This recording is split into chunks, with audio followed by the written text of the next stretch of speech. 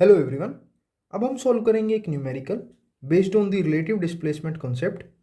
Question है हमारा कि member E J and I J of a steel truss are subjected to a temperature rise of 30 degree centigrade if alpha is equal to 12 into 10⁻⁻6 mm per degree centigrade.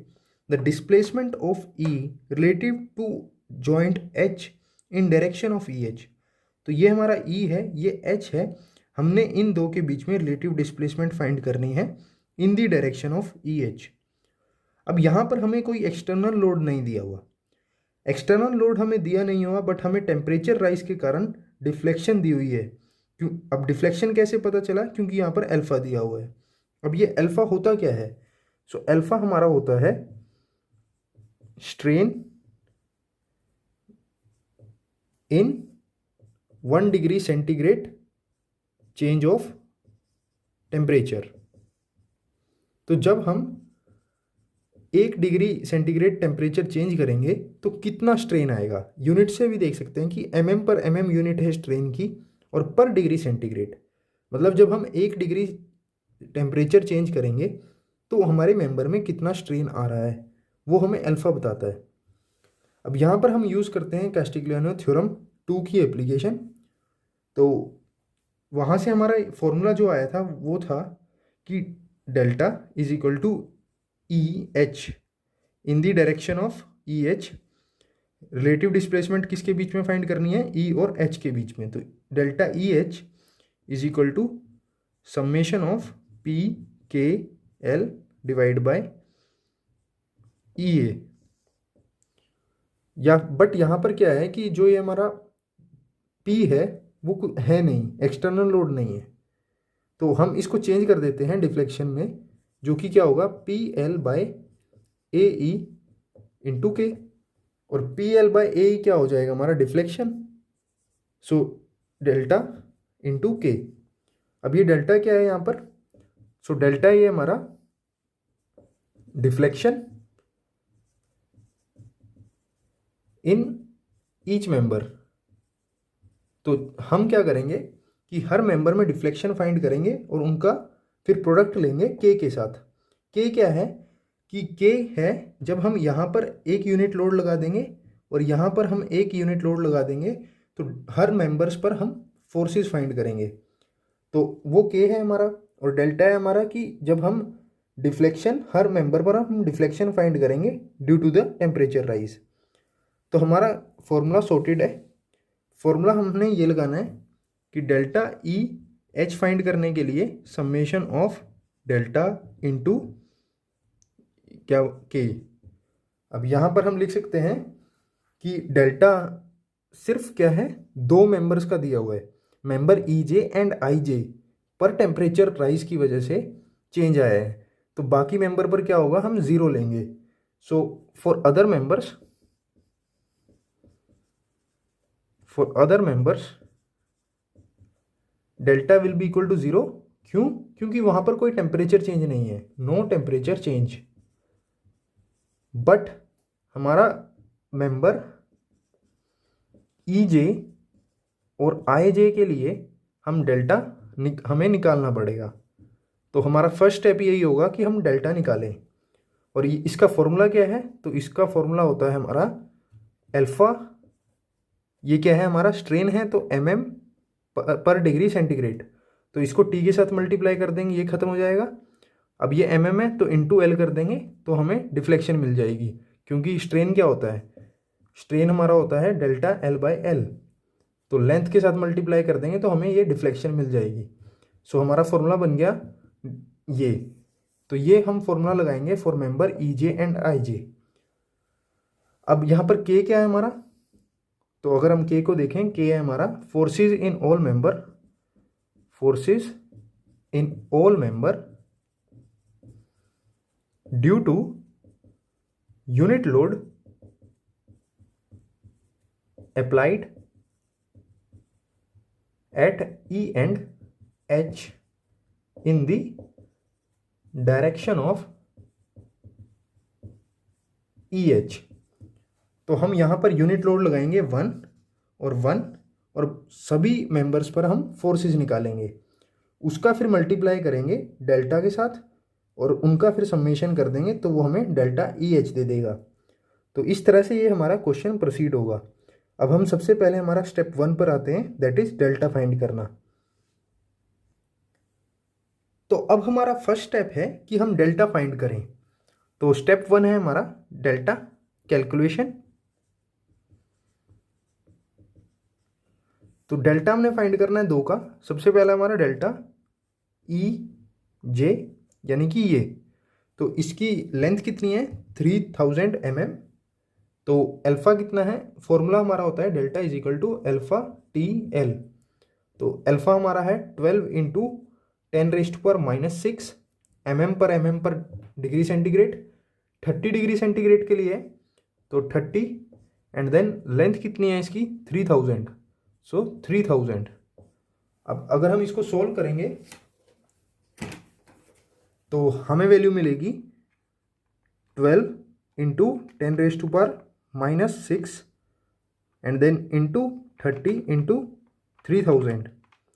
तो जब हम इसको solve करेंगे ये value हमारे पास आएगी 1.08। सो ये value आ गई हमारे पास 1.08 mm। अब ये पॉजिटिव आई है तो एक तरह से हम कहेंगे कि ये एलोंगेट हुआ है। अब ऐसे हम निकालेंगे डेल्टा आई जे जो कि होगा हमारा 12 into 10⁻⁻6 into 30 degree centigrade and into length क्या है, तो ये भी 3000 है, ये 3000 है। तो पाइथागोरस यूज करेंगे, ये हमारा 3000 √2 आएगा। तो इसको यूज करेंगे, यहाँ पर हमारे पास आएगा 3000 √2 और अब इसको सोल्व करेंगे तो इंटू √2 ये वैल्यू आ गई हमारे पास 1.527। सो 1.527 mm। तो इस तरह से हमने डेल्टा कैलकुलेशन कर ली। ये हमारा स्टेप 1 था। अब हमारा स्टेप 2 है के की कैलकुलेशन करना। के कैलकुलेशन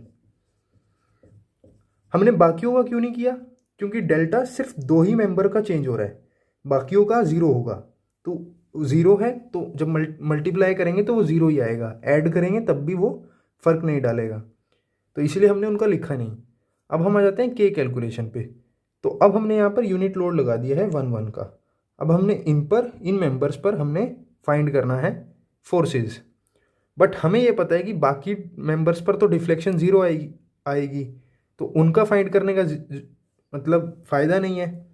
तो इसलिए हम सिर्फ ईजे और आईजे पर ही फाइंड करेंगे के वैल्यूज़। तो ईजे कहाँ है हमारा, ये इस पर हमने फाइंड करनी है हमारी के वैल्यू। तो सबसे पहला स्टेप होता है उसमें हमारा सपोर्ट रिएक्शंस। तो ये हिंज्ड है, तो यहाँ पर एक हमारा वी आएगा और एक हमारा एच आएगा। अब एच भी 0 होगा और वी भी 0 होगा क्योंकि कोई एक्सटर्नल लोडिंग नहीं है। सिमिलरली इस केस में हमारा यहाँ पर वी आई 0 होगा। अब ये 0 है तो यहाँ पर हमारी 0 मेंबर की प्रॉपर्टी लग गई कि 2 हमारे नॉन कोलिनियर मेंबर हैं, उन पर कोई एक्सटर्नल फोर्स नहीं है जॉइंट आई पर, तो इसलिए ये भी 0 है और ये भी 0 है।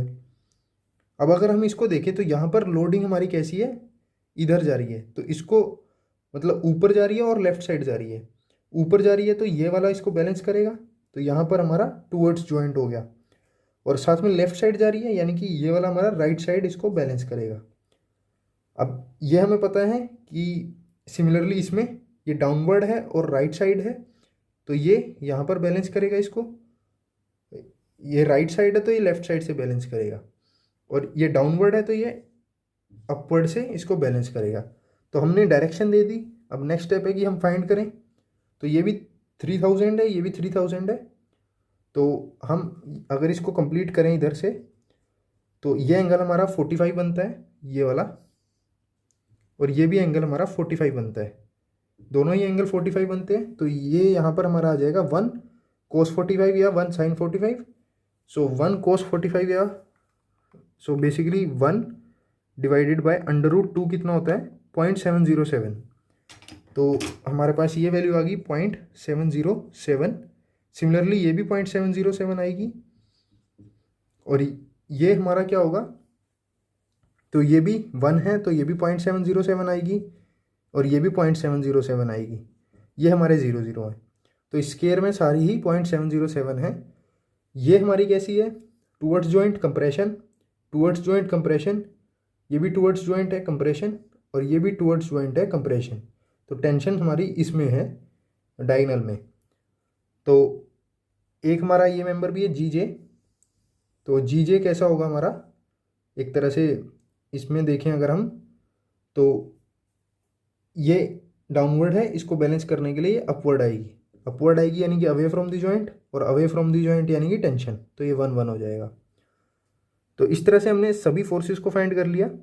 लेकिन हमें ज़रूरत किसकी थी, हमें ज़रूरत है के ई जे की। तो के ई जे की वैल्यू कितनी है 0.707, और के आई जे की वैल्यू कितनी है 0।